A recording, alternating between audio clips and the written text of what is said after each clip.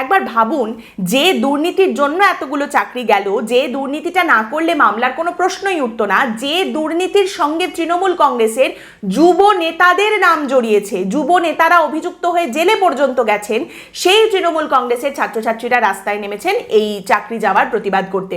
মানে ঠিকই আছে, মুখ্যমন্ত্রী আগের দিন বলছিলেন না যে আমাদের রাজ্যের শিক্ষা ব্যবস্থাকে ধ্বংস করার কথা বলা হচ্ছে, ধ্বংস করার চক্রান্ত করা হচ্ছে।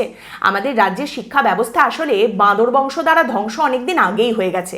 এখন জাস্ট নাটক সাজিয়ে পাড়া মাতিয়ে সুন্দর করে শ্রাদ্ধানুষ্ঠান করা হচ্ছে, এবং সেটাও ডিজে বাজিয়ে। আপনি দয়া করে এখানে চক্ষু লজ্জার প্রশ্ন নিয়ে আসবেন না, কারণ কারুর যদি দুটো কানই কাটা হয় সে চশমাটা কি করে পড়বে বলুন তো।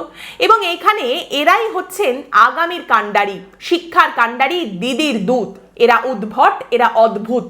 আপনি এখানে যদি প্রশ্ন করেন চোরের মায়ের কি বড় গলা হতে পারে, অফকোর্স হতে পারে।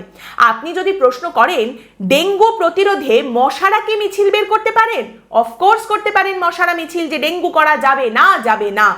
এবং তারই সঙ্গে আপনি যদি আজ প্রশ্ন করেন এরা কি করে পাশ করলো, তাহলে ব্ল্যাঙ্ক ওএমআর শিট জমা দিয়ে চাকরি পাওয়ার কথা কি আপনি আজ প্রথম শুনছেন?